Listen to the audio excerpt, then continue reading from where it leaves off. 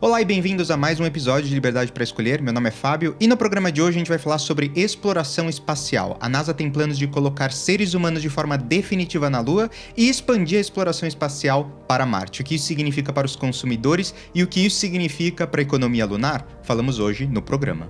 Na semana passada, a NASA, a Agência Espacial Americana, lançou com sucesso, depois de muitos cancelamentos e alguns pequenos problemas, a missão Artemis 1. Essa missão, essa semana, fez com sucesso um voo de proximidade na Lua, e por essa razão, no programa de hoje, eu quis trazer esse assunto, porque é um assunto que eu particularmente acho muito interessante, mas eu acho que também muita gente vai achar interessante, que é a questão da economia lunar. Um termo que é novo, que poucas pessoas conhecem, que a grande maioria dos consumidores não sabe o que significa. Então eu quero trazer esse tema hoje para a gente discutir aqui, entender o que isso significa e quais são os impactos para os consumidores dessa nova onda de exploração espacial que a NASA está lançando. Mas antes da gente falar de economia lunar, vamos explicar qual que é a importância dessa nova missão, desse novo projeto Artemis e o que a NASA pretende com essa missão. Então, basicamente, já faz quase meio século desde que a humanidade pôs os pés na Lua pela última vez. Foi no dia 11 de dezembro de 1972, quando Cernan e Harrison Smith pousaram a Apollo 17 na superfície da Lua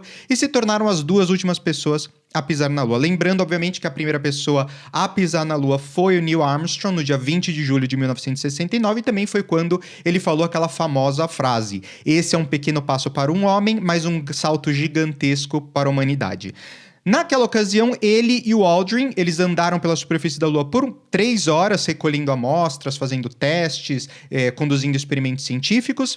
E desde que lançaram a primeira missão Apollo tripulada com sucesso, que pousaram na Lua lá em 1969, 12 humanos pisaram na Lua desde o início daquela missão que, como eu falei, ficou conhecida como missão Apollo. Até hoje, as pessoas que pensam, que o objetivo dessa missão da Apollo era vencer a Rússia numa corrida espacial, que os Estados Unidos fossem os primeiros para mostrar a sua hegemonia e, de certa forma, também defender que o capitalismo era melhor do que o socialismo. Então, isso é uma história que é muito contada, principalmente nas escolas, quando você tá aprendendo como criança, você aprende muito esse discurso de que era uma corrida espacial, os Estados Unidos estavam fazendo isso para mostrar que eles eram melhores do que a Rússia, mas, na verdade, tinham vários outros objetivos muito mais importantes. Eu diria que esse era um objetivo secundário da administração americana quando eles estavam investindo na NASA para fazer o projeto Apollo.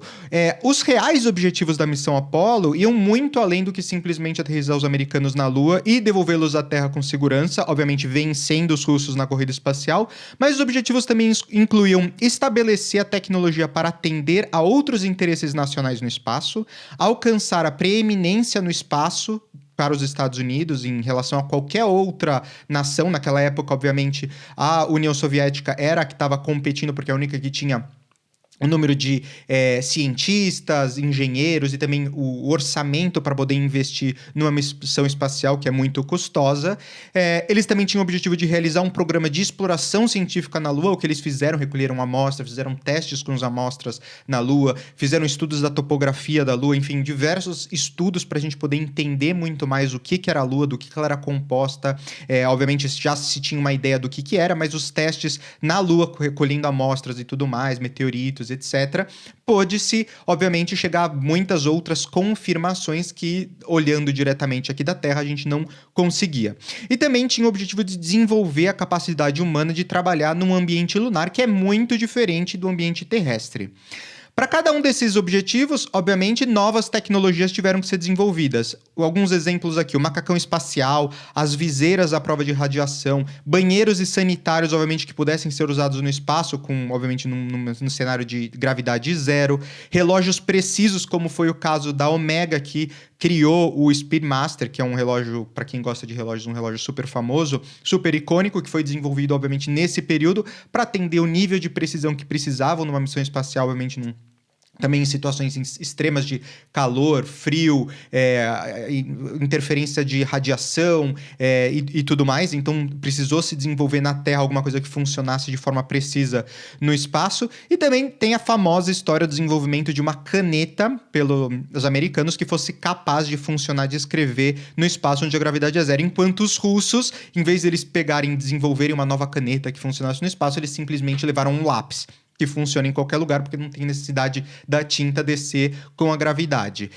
Então, todas essas descobertas, todas essas inovações que partiram da necessidade de nós, humanos, vivermos no espaço, mas não necessariamente de uma necessidade de nós humanos aqui na Terra, porque basicamente uma caneta que escreve de ponta cabeça ou escreve no espaço, para a gente que está aqui na Terra não tem nenhuma interferência como consumidores, né, para nossa vida cotidiana na Terra. Tudo isso criou uma economia, onde as empresas, inventores, prestadores de serviços se uniam para atender as demandas desse novo mercado, dessas demandas específicas dos astronautas, daquelas poucas pessoas que estavam no espaço, tinham necessidade de fazer o trabalho delas para fazer todo o desenvolvimento científico e a exploração espacial. E esse termo é que a gente chama de economia lunar, que é basicamente toda essa economia que se movimenta a partir da exploração espacial. A gente fala mais de economia lunar porque a gente está falando de um projeto Apollo que era diretamente relacionado com a Lua, e agora o retorno da missão Artemis, que a gente vai entrar um pouco mais no detalhe, mas ela também foca muito na questão numa primeira etapa, na questão da Lua. Então a gente está chamando de economia lunar, o renascimento dessa economia lunar, de todas as coisas que a gente vai ter que desenvolver para apoiar essa missão Artemis, que de certa forma também vai depois virar produtos, serviços e inovações para os consumidores aqui na Terra. Na época da missão Apollo, grande parte das inovações e desenvolvimento de produtos, eles foram feitos pelos cientistas da própria Agência Espacial Americana, pela NASA, com investimento, obviamente, do governo americano, ou seja, dos pagadores de imposto, dos cidadãos americanos que contribuíam com seus impostos, o governo pegava e dava um budget, um orçamento enorme para que a NASA pudesse fazer esse desenvolvimento. Existia uma pressão do governo para que até o final da década dos anos 60, né, eles chegaram na Lua em 1969, o objetivo deles era até o final da década eles realmente pousarem na Lua, então tinha uma pressão, obviamente, do governo de colocar isso. Então o governo investiu muito dinheiro. E, obviamente, os custos de desenvolvimento dessas coisas tinham custos exorbitantes, que muitas vezes incluíam apenas a produção de 1 ou 2 exemplares daquele produto, só para servir o propósito da missão. Imagina que, então, por exemplo, um sanitário que funcionasse no espaço, criavam-se 2 ou 3 exemplares para se colocar dentro das espaçonaves. Obviamente não tem mercado para um sanitário que não necessita, obviamente, de gravidade aqui na Terra. Então não existia mercado para você vender. Eles produziam aquele produto, sim, com custos, obviamente, exorbitantes, mas era só para atender a questão da economia lunar, atender o propósito da missão, que era de levar os astronautas de forma segura e trazer eles de volta para casa depois que eles pousassem na Lua. Depois que a missão Apollo teve o seu sucesso, o seu auge, né, de 1969 o primeiro pouso até o último pouso, que foi na Apollo 17, teve basicamente o fim da corrida espacial, né? Esse fim da corrida espacial, porque obviamente eles tinham chegado na principal missão, coletado todos os insumos e tinham sido inclusive os primeiros, ou seja, um grande sucesso da missão Apollo, foi somado naquele período também com uma crise econômica e uma crise do petróleo nos Estados Unidos e também global nos anos 70, e também somado ali com o fiasco da guerra do Vietnã, os gastos do governo americano começaram a cada vez mais ser analisados debaixo de um microscópio, né? As pessoas começaram a olhar muito mais, onde vocês estão colocando cada um dos recursos, onde vocês estão colocando cada um do dinheiro que a gente está, como pagadores de imposto, colocando, né? Teve muito mais análise, muito mais a mídia, os pagadores de impostos, os cidadãos olhando o orçamento. Então, grandes investimentos em projetos de exploração espacial, depois de um grande sucesso que a gente já teve. Então, a gente já completou a missão, estamos satisfeitos com os resultados, a maior parte do público, né, americano, dos cidadãos americanos, estavam contentes com o resultado da Apollo. Não tinha necessidade de você manter um investimento tão alto, sendo que nenhum outro país ia conseguir vencer os Estados Unidos. Os Estados Unidos já tinha sua hegemonia, os Estados Unidos já tinha sido o primeiro a pousar, já tinha desenvolvido novas tecnologias, já tinha recolhido tudo que eles queriam da Lua. Então, cortou-se o orçamento da NASA porque precisava investir esse dinheiro em outras coisas, por causa dessas crises que eu falei, do fiasco da guerra do Vietnã, enfim, todas essas coisas somadas fez com que o orçamento da NASA fosse reduzido e a missão espacial entrou nesse limbo que a gente tem vivido aí nos últimos 50 anos, que tem investimento ali na NASA, mas nada muito significativo de expandir a exploração espacial, novamente serem pioneiros em fazer coisas no espaço. Então, quando isso aconteceu, foi oficialmente o fim ali das corridas espaciais tripuladas. Obviamente tiveram outros projetos de satélite e outras coisas que não eram tripuladas. As únicas tripuladas foram as viagens que eles continuaram fazendo com a estação espacial, né? A estação espacial que temos em parceria com a Europa, os Estados Unidos têm em parceria com a Europa, com a Rússia, com a China, enfim, todos os países se juntaram para manter uma única estação espacial, que é a estação espacial que a gente tem atualmente, mas não teve nenhum outro desenvolvimento de expandir, sair da órbita terrestre e ir para algum outro lugar fazer qualquer tipo de exploração com veículos tripulados. Então, a exploração de novos horizontes basicamente teve o seu fim declarado ali quando cortaram o orçamento da NASA. Mas, avançando agora para os dias de hoje, o novo programa da Artemis, ele visa retomar a exploração espacial tripulada e colocar novamente seres humanos no nosso mais próximo vizinho celestial, que é a Lua. O objetivo principal da operação da missão é assegurar uma entrada segura no módulo da tripulação, descida, pouso e recuperação da aeronave e trazer de volta para casa. Além de enviar a Orion em sua jornada ao redor da Lua, a SLS também levará 10 pequenos satélites que farão sua própria investigação científica e tecnológica. A Artemis 1 será a primeira de uma série de missões, cada vez vão se tornar mais complexas, e ela fornecerá uma base para a exploração humana no espaço mais profundo. A missão Artemis levará a humanidade de volta à Lua, dessa vez de forma sustentável e preparando para o próximo salto gigantesco, que é a exploração de Marte. Esse texto é o que eles declaram ali no site da NASA, na parte do projeto. Então, muito interessante. Você vê aqui que claramente eles estão falando que eles querem levar o homem de novo para a Lua, colocar o homem de novo na Lua. Eles querem fazer isso de forma sustentável, ou seja, não só do ponto de vista ecológico, mas do ponto de vista de que eles consigam fazer isso de forma recorrente, com custos baixos, ou seja, de forma manter a missão de forma sustentável. Eles também querem colocar uma base na Lua de forma definitiva, ou seja, que a gente tenha presença humana na Lua de forma definitiva e que isso sirva para a gente poder ganhar conhecimento, desenvolver novas tecnologias e inovações que também nos permitam a exploração do espaço mais profundo.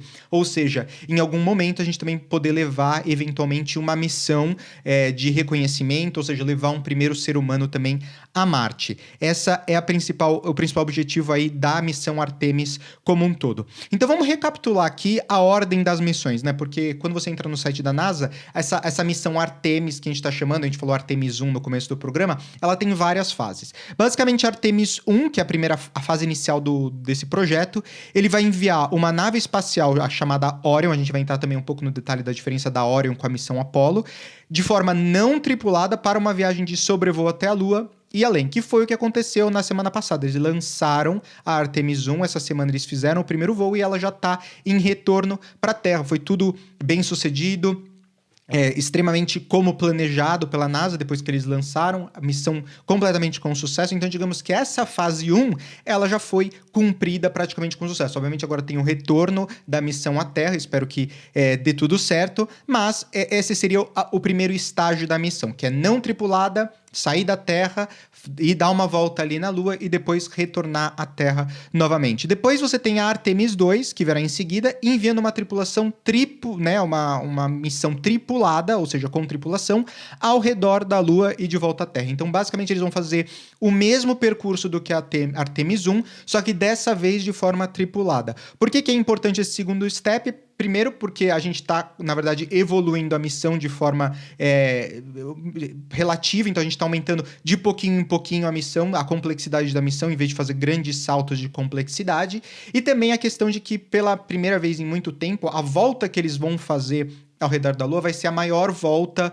de um humano numa missão espacial tão distante da Terra. Então, quando eles fizeram, praticamente, em termos bem leigos aqui, quando eles fizeram a missão Apollo tinha o objetivo de sair, chegar na Lua e voltar bem direto. Eles vão fazer um voo ao redor da Lua e também um voo ao redor da Terra, e a quantidade de quilômetros percorridos vai ser muito maior. Então, isso também coloca o teste de quanto tempo a gente consegue manter a tripulação dentro de uma nave de exploração de forma confortável, sustentável, enfim, todos esses testes que vão permitir, obviamente, a fase 3 e depois também uma eventual exploração de Marte. Por fim, a terceira fase, que é o Artemis 3, depois da Artemis 3, basicamente eles falam que é o futuro, então eles não sabem quantas missões ainda vão ter, mas eles estão planejados para a Artemis 3, que vai ser um marco histórico, porque ela vai ser o início da vida humana e robótica de forma permanente na Lua. Eles vão criar um acampamento base Artemis, que eles estão chamando, que vai ser um habitat de superfície, ambos pressurizados e não pressurizados, que vai estabelecer a primeira base na fronteira lunar para expedições prolongadas. Por isso, a NASA dessa vez está se apoiando muito num programa de parcerias com institutos, governos de outros países, com empresas privadas, para poder fazer com que seja de uma forma mais sustentável. Quando a gente pega aqui governos de outros países, por exemplo, o módulo de comando dessa nova, a gente vai entrar aqui no detalhe dessa nova nave Orion, é todo desenvolvido pela União Europeia. A União Europeia tem muita expertise em fazer módulos de comando, principalmente para estação espacial, então está tendo uma colaboração entre governos, institutos e, muito importante, empresas privadas para poder fazer essa nova fronteira da inovação necessária para atingir os 3 objetivos, as 3 fases da missão Artemis. E isso, obviamente, é todo o centro dessa economia lunar, essas parcerias, esse desenvolvimento que está movimentando essa nova onda da economia lunar. Atualmente, o programa Artemis, ele conta com mais de 3.200 fornecedores, entre eles os mais importantes são a Aerojet Rocketdyne, a Boeing, a Jacobs, a Lockheed Martin e a Northrop Grumman. São as empresas mais importantes, de acordo com a NASA, desses 3.200 fornecedores que eles têm para as mais diversas coisas, para válvulas, peças, enfim, tudo que vai na espaçonave, eles estão, em vez de criarem, fazerem dentro da própria NASA, né, dentro da própria agência espacial com os próprios cientistas, eles estão usando todo o mercado e parcerias para poder desenvolver isso, que acaba incentivando muito mais essa economia lunar e criando muito mais uma economia paralela que também enriquece os países, enriquece as empresas, que gera mais impostos, enfim, é muito mais saudável você trabalhar dessa forma do que simplesmente o governo injetando dinheiro numa agência pública para poder criar e desenvolver os materiais necessários. Até porque as empresas que estão desenvolvendo isso, num futuro, elas podem também patentear esses produtos e utilizar isso na venda de produtos, serviços, enfim, qualquer coisa aqui na Terra, se tiver utilidade aqui na Terra, e também ser remunerados pelas essas invenções, essas descobertas que eles estão fazendo para suprir o projeto Artemis. Além disso, a NASA selecionou 11 empresas para conduzir estudos e produzir protótipos para o seu programa de exploração lunar Artemis. Então vamos falar agora, é muito importante, da diferença entre a missão Apollo e a missão Artemis, o que elas têm de semelhança, o que elas têm de diferença e o que tudo isso significa para os consumidores, que é o mais importante desse vídeo. Mas antes da gente falar, eu queria pedir para vocês, se vocês estiverem curtindo esse vídeo, clica aqui no botão no curtir, também se inscreve no canal e clica no sininho para ser notificado quando novos vídeos são postados no canal. E se você não conhece a versão áudio desse vídeo que a gente posta aqui no YouTube, a gente posta no Rumble, você pode assistir também em qualquer lugar, mas também a versão podcast, a versão áudio também está disponível em todas as plataformas de podcast. Apple Podcast, Spotify, Google Podcast, enfim, todas elas você pode achar a gente lá como Liberdade para Escolher. Quais são então as diferenças e semelhanças entre a missão Apollo e a missão Artemis e por que essa nova missão tem o potencial aí de ampliar cada vez mais a inovação para os consumidores? Embora a tecnologia ela tenha melhorado muito desde a missão Apollo, que foi há mais de 50 anos atrás, os princípios físicos que regem um foguete sair da Terra, chegar na Lua e retornar, eles permanecem os mesmos. Então tem um pouco de confusão, principalmente por parte dos consumidores, das pessoas que estão olhando e acompanhando o projeto Artemis, porque quando você vai nos perfis das redes sociais da NASA, você olha que a espaçonave da Artemis, ela tem uma semelhança muito grande com a espaçonave da Apollo. Elas têm o mesmo formato, a mesma composição, são 3 módulos. Então elas são muito semelhantes, principalmente no lançamento, no retorno, e fisicamente elas são muito semelhantes. Então as pessoas basicamente estão achando que é praticamente o mesmo projeto, mas não, elas são extremamente diferentes. E eu vou entrar um pouco aqui no detalhe para vocês de quais foram as melhorias que tiveram e as diferenças entre esses dois projetos. Os sistemas da Orion e da Apollo, eles são compostos similarmente de 3 elementos principais, que é basicamente o sistema de bordo de lançamento, que protege a tripulação durante o lançamento e a subida. Depois tem um módulo de tripulação, que é o módulo que abriga os astronautas e mantém um ambiente adequado para eles viverem durante o transporte, durante a missão. E depois tem um módulo de serviço, que é o módulo que fornece as principais forças propulsoras do foguete e também abastece o módulo da tripulação com energia, com tudo que é necessário para sustentar a vida na espaçonave, tudo que eles precisam, né? Oxigênio e tudo mais, fica dentro desse módulo de serviço. Porém, o nível de sistema entre essas duas missões é muito diferente, e as diferenças elas são significativas. Os elementos Orion, por exemplo, eles são muito maiores em escala, a espaçonave é muito maior, ela oferece maior volume para acomodar a tripulação, inclusive tripulações maiores, ela proporciona um maior alcance da missão. Antes, com a missão Apollo, você poderia fazer missões menores, hoje você pode fazer missões mais longas com a espaçonave Orion. Onde a Apollo ela foi projetada para transportar 3 tripulantes por 14 dias, a Orion pode transportar até 4 tripulantes por 21 dias. E ela foi projetada para ser versátil e suportar uma variedade de destinos, não só a Lua. Obviamente, pensando aqui no que eu falei, de expandir a exploração espacial para Marte. A Orion também ela tem cerca de 60% mais espaço habitável do que a missão Apollo, permitindo mais espaço para a tripulação. A Orion também é projetada com muito mais conforto para a tripulação, para suportar voos de maior duração, como, por exemplo, uma galeria dedicada para preparar refeições, o que não tinha na missão Apollo, um sistema de gerenciamento de resíduos, ou seja, de excrementos, que é muito mais sustentável e muito mais limpo.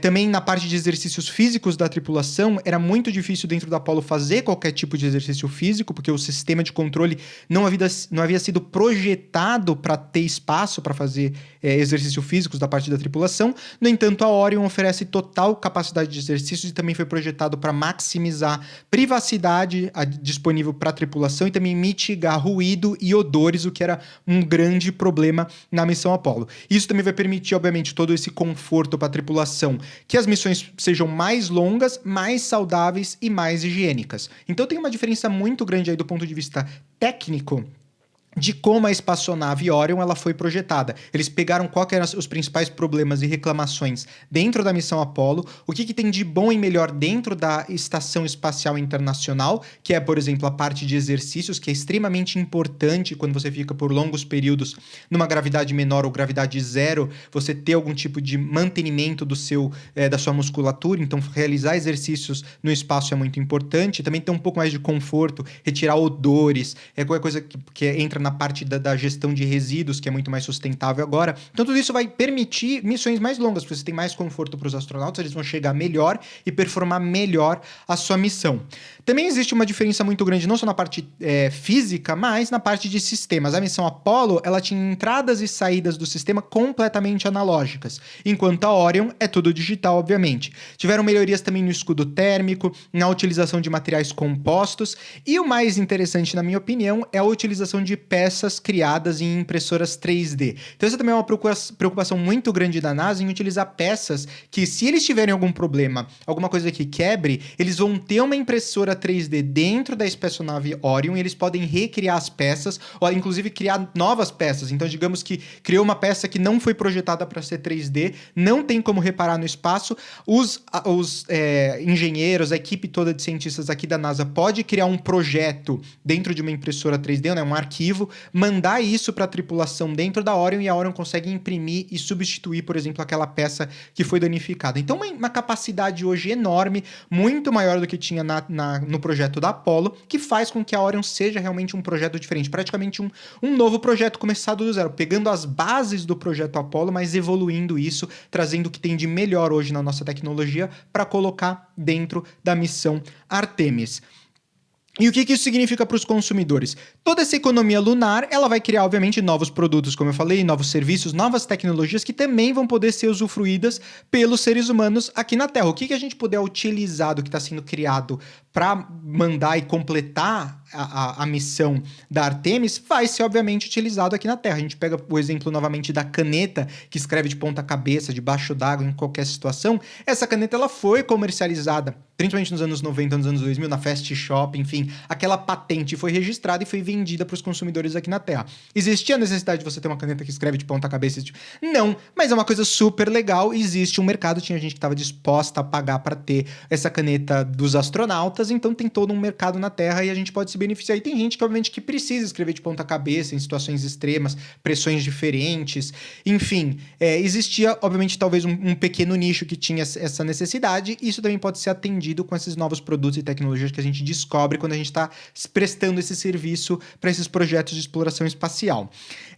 Alguns problemas que a missão Artemis ela vai ter que resolver para ter sucesso também vai gerar novos produtos e serviços.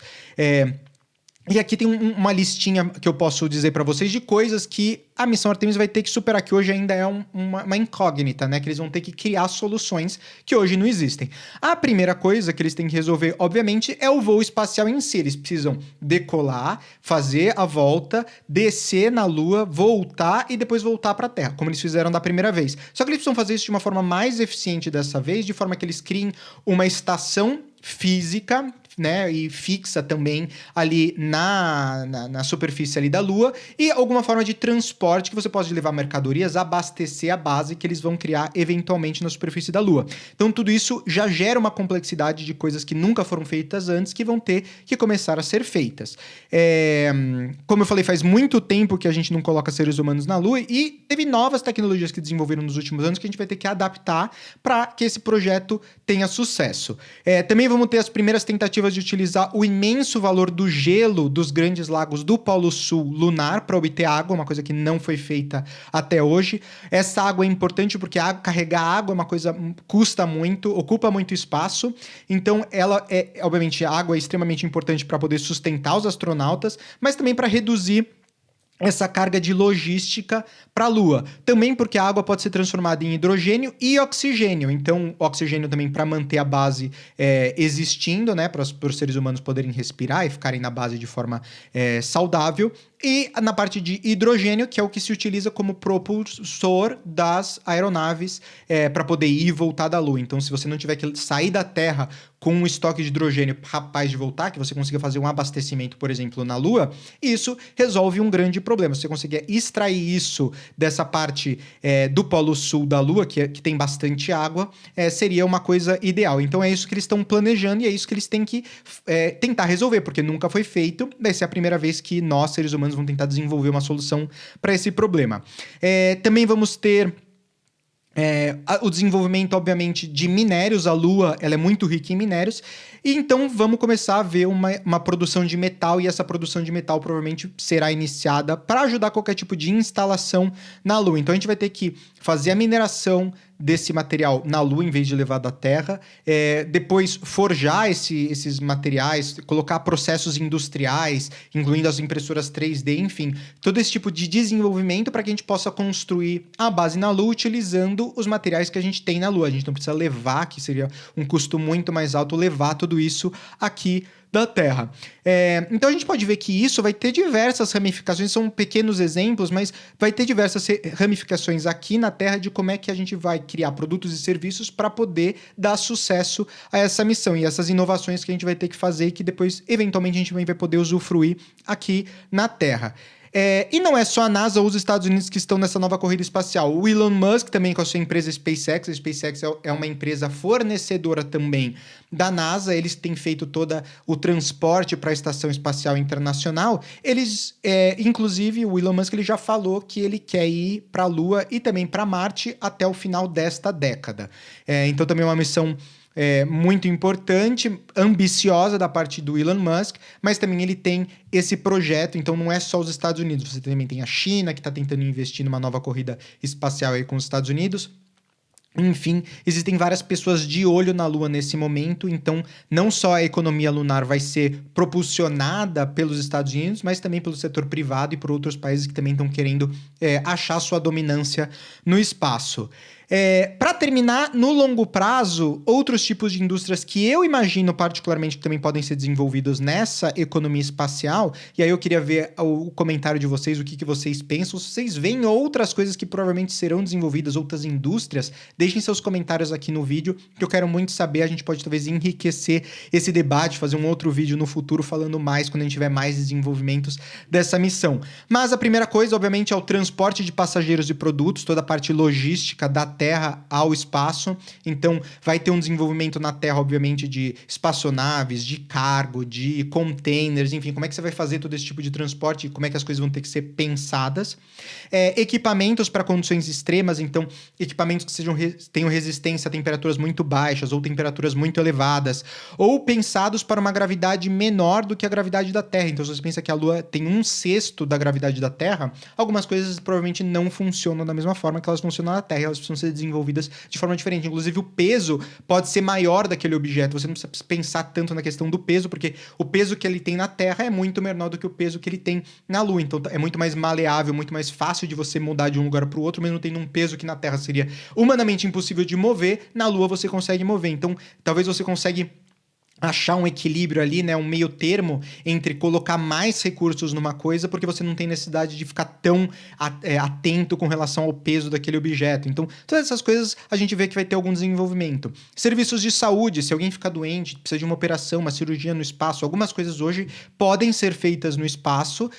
Obviamente, normalmente os astronautas se preparam, tirando, por exemplo, o apêndice, tirando os dentes do siso, coisas que, na verdade, podem dar problema e que não teria tanta facilidade de fazer uma cirurgia no espaço, eles já retiram antes deles irem numa missão espacial, mas tem coisas que podem acontecer no espaço, e principalmente se a gente tem uma missão definitiva na Lua, a gente vai precisar pensar como a gente vai prover, né, serviços de saúde nesse novo mercado espacial. Também serviços financeiros, serviços de seguro. Existe no Japão já uma empresa de seguros que está criando um seguro de saúde pensado exclusivamente para astronautas e para pessoas que vão fazer turismo espacial. Então, você já começa a ver na Terra desenvolvimento dessas coisas que, obviamente, a gente não tinha necessidade hoje, mas começam a ver a necessidade de desenvolver.